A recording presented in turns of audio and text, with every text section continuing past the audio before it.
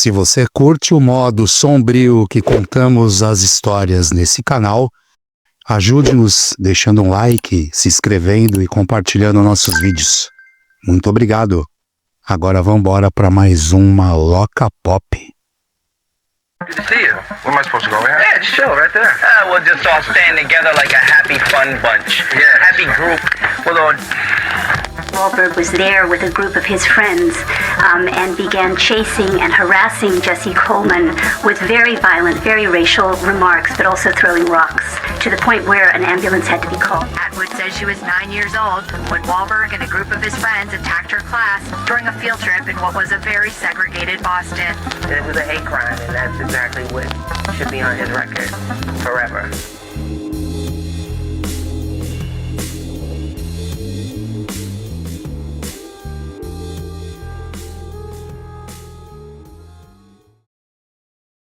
O passado perturbador de Mark Wahlberg. Racismo, violência e oportunismo. No teatro implacável de Hollywood, onde as estrelas são forjadas e os passados escarrados para debaixo do tapete, ergue-se a figura de Mark Robert Michael Wahlberg. Nascido em 5 de junho de 1971, no bairro operário e brutal de Dorchester, Boston, ele ascendeu das profundezas da violência juvenil à fama global.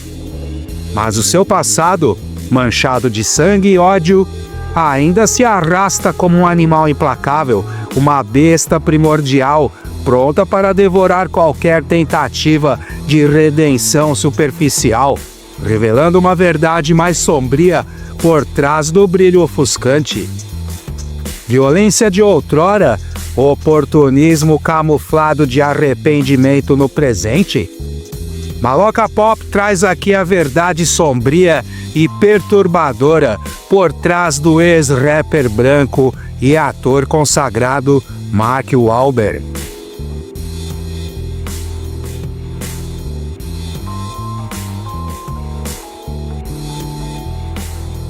A violência racial em Dorchester e os primeiros excessos. Antes que o mundo soubesse o seu nome, Mark era um jovem atormentado. Membro original da banda de garotos New Kids on the Block, ele logo se afastou, abrindo espaço para Joey McIntyre e permitindo que seu irmão Donnie Wahlberg desfrutasse de uma fama mais limpa. Na adolescência, Mark se tornou o algoz de Dorchester. Em 1986, aos 15 anos, uma escuridão já o consumia. Ele perseguiu crianças negras, jogou pedras e proferiu uma série de insultos racistas que ecoavam pelos becos da cidade, culminando em uma ordem judicial que serviu como um aviso sinistro das consequências do seu ódio latente.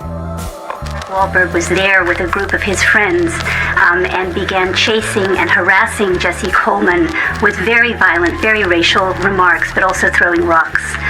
That had happened on the first day. On the second day, when this public school class came back, Wahlberg was there again, this time with a bigger group of friends, and this time again hurling rocks at the teacher, a white teacher, and her students who included Jesse Coleman, to the point where an ambulance had to be called. Mas o aviso foi em vão. Em abril de 1988, com 16 anos, Mark emergiu. Armado com uma tábua, ele atacou um homem vietnamita, bradando injúrias como, abre aspas, vietnamita de merda, fecha aspas, até que o corpo caísse inerte, a consciência se esvaindo. No dia seguinte, a violência se repetiu quando socou Johnny Trin, outro vietnamita, no rosto em uma tentativa de roubo de álcool em uma loja de conveniência. Um golpe tão brutal que quase custou a visão da vítima. Apesar da gravidade nauseante de seus crimes, a justiça parecia cega. Ele cumpriu apenas 45 dias de prisão juvenil após ser condenado por agressão com arma, um aceno perturbador à impunidade que se desenharia em seu futuro.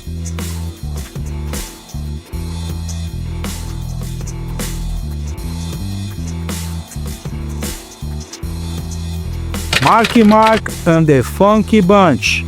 A ascensão ironicamente racial. Libertado das grades da prisão juvenil, Mark foi lançado em uma ironia cruel. Impulsionado por seu irmão Donnie, o projeto musical Mark and the Funky Bunch emergiu.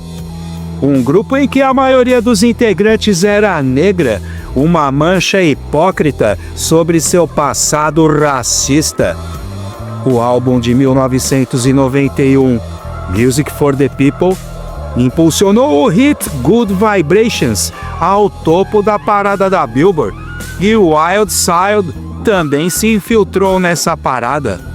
Foi um sucesso imediato e grotescamente irônico, considerando o rastro cruel de violência racial que ele deixara para trás.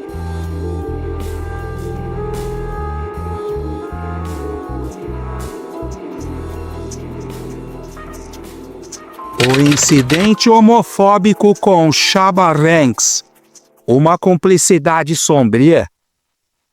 A complacência de Wahlberg se manifestou de forma ainda mais doentia em dezembro de 1992, no aclamado programa britânico The World.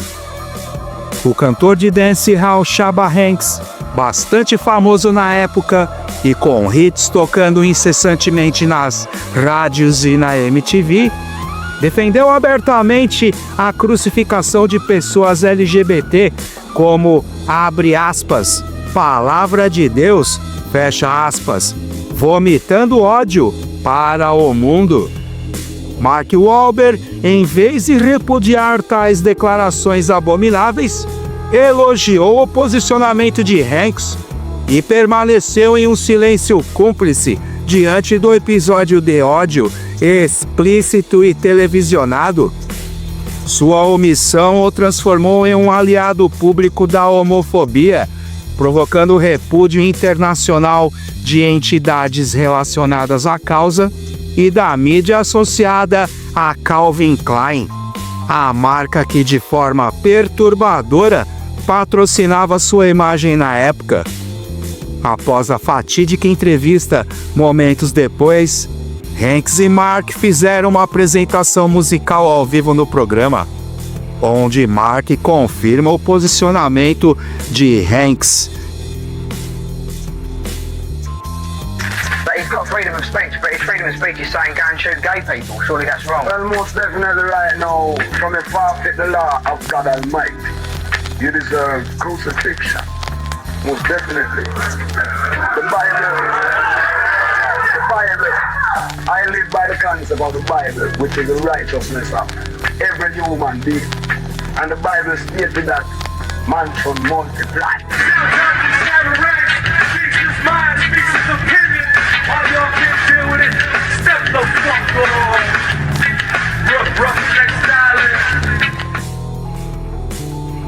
A campanha Calvin Klein, a vulnerabilidade consumida.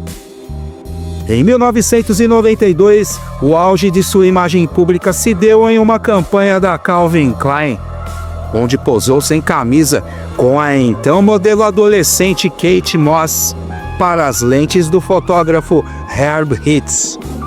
Moss, na ocasião uma garota de 17 anos prestes a atingir a sua maioridade, mais tarde revelou o horror daquela experiência, declarando ter se sentido objetificada, sentindo-se vulnerável e com medo. Abre aspas. Tudo girava em torno dele. Ele era muito machista e tinha uma grande comitiva. Eu era apenas essa modelo, fecha aspas.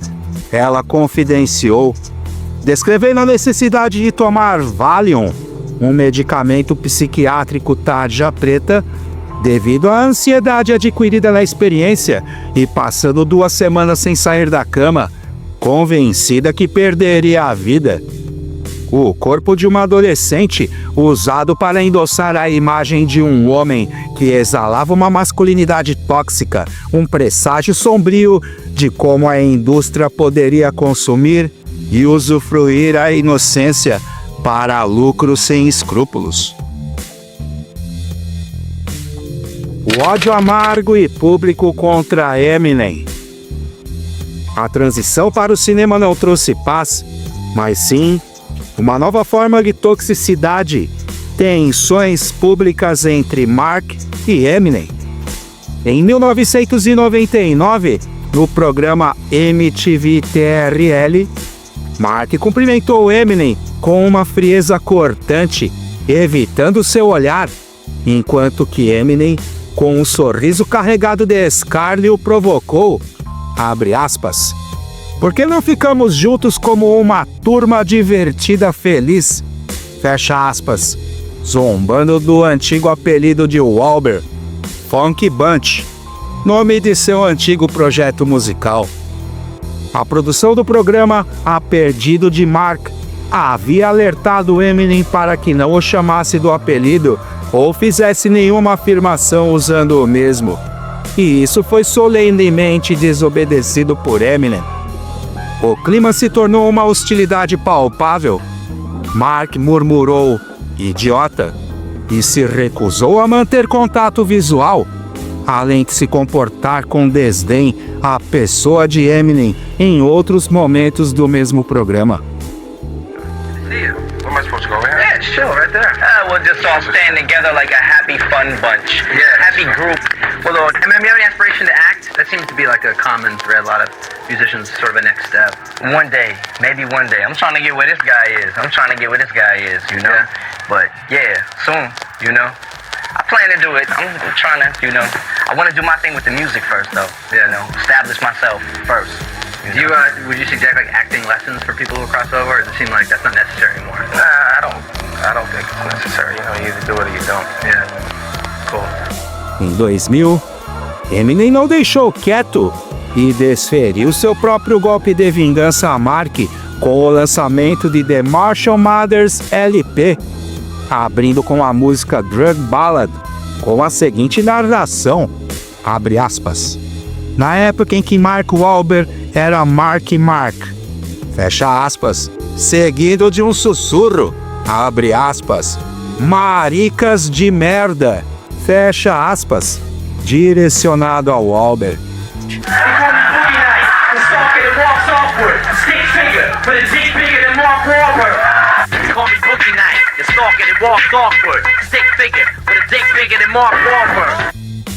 A cicatriz dessa rivalidade se estendeu por anos. Somente tempos depois, Mark admitiu em uma entrevista que havia sido um odiador movido por inveja, reconhecendo que Eminem era muito talentoso e que seu ressentimento vinha da certeza de que Eminem era superior a ele. Hoje, apesar da rivalidade amarga, há um relativo respeito tênue. Eminem fez uma participação em Entourage, uma série produzida por Mark, e até enviou-lhe um par de tênis exclusivos, que foram usados por Wahlberg por anos. Mas a mancha de ódio público ainda paira sobre a trajetória de ambos. A carreira no cinema e o oportunismo do arrependimento.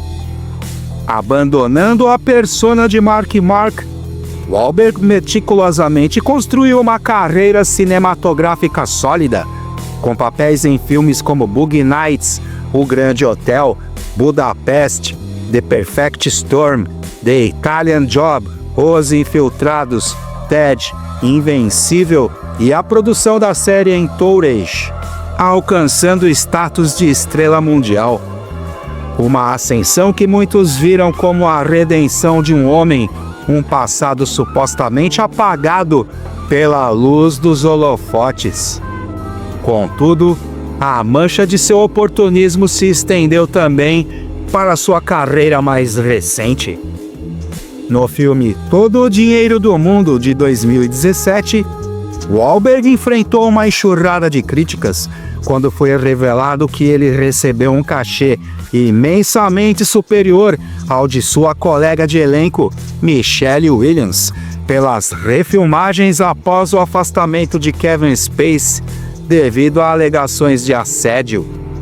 Enquanto Williams recebeu um valor irrisório, Wahlberg embolsou milhões, expondo a disparidade salarial e a falta de equidade de gênero em Hollywood, e manchando ainda mais sua imagem de suposto homem mudado.